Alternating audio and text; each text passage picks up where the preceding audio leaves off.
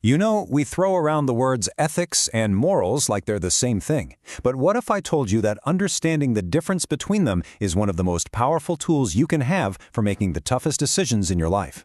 Let's get into that quiet but very real conflict between the rules we're given and the beliefs we hold. So, let me ask you something. Just imagine for a second you're at work and you're told to do something that's part of your job, totally legal, but it goes against everything you believe in, deep down in your gut. What do? This isn't just some random thought experiment. For a lot of people, this is a real-life struggle. All right, let's make this really concrete. Think about a doctor. In their country, a procedure like euthanasia has been made legal. So the healthcare system, their professional code, it says they are ethically required to provide this service if a patient needs it. But this particular doctor, participating in that, violates a personal belief so profound they just can't shake it. Well, there's actually a name for this. It's called conscientious objection. It's the official term for when someone refuses to do something that is perfectly legal and professionally okay, not because it's inconvenient, but because it fundamentally clashes with their core convictions. And that right there, that's the heart of the problem. It's a head-on collision between your professional duty and your personal principles. So how in the world do you even begin to untangle a mess like that? Well, first, you have to really understand the two words at the center of it all: ethics and morals. To figure out this very modern problem, we actually have to do a little time traveling. The key is hiding in the family history of these two words. Let's check out their origin story. Okay, so way back in ancient Greece, you had the word ethos, which basically meant your inner character, your personal way of being.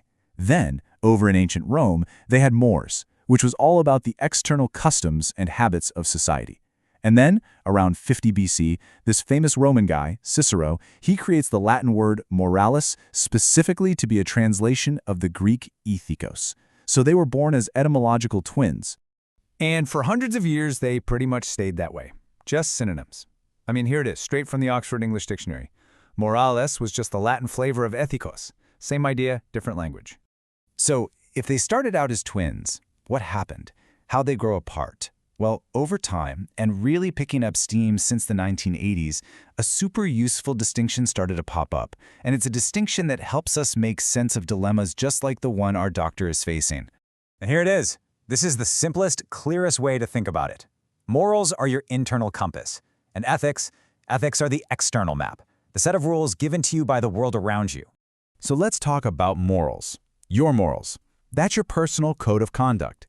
It's forged by your family, your faith, your life experiences, everything that makes you, you. It's that little voice inside, your own personal compass, telling you what feels right or wrong, especially when no one else is watching.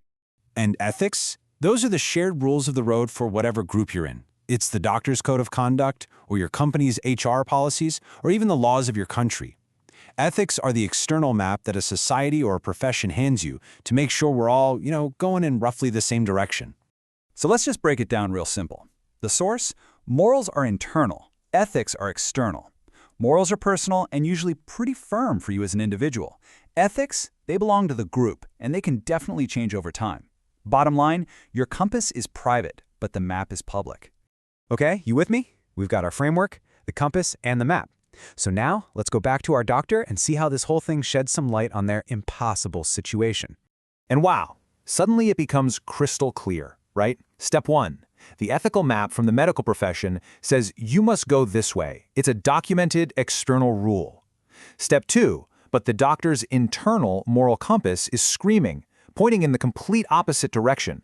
And so step 3, the map and the compass are in a total, undeniable conflict. And believe me, this isn't just something that happens in hospitals. This map versus compass showdown happens everywhere. Think about a lawyer who is ethically required to defend their client, but their morals are screaming that this person is a danger to others. Or a journalist who has to ethically protect a source, but morally they're terrified the story could cause real harm. These dilemmas are baked into our professional lives. So why does any of this matter to you? What's the big takeaway? It's that knowing the difference between the external map and your internal compass is one of the most powerful navigation tools you can possibly have. Seriously, understanding this helps you understand yourself. What are the rules you just follow, and what are the principles you truly believe in? It helps you understand other people and why a really good person might make a choice you just don't get. It's crucial for your career.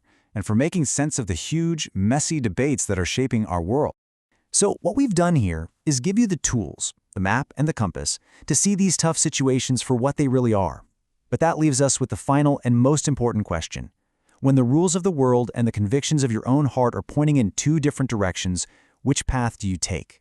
Hey, if you found this explainer helpful or inspiring or just plain interesting, please do us a huge favor and share, upload, like, and subscribe bell. Keep an eye out for the next upload. Thanks so much for watching.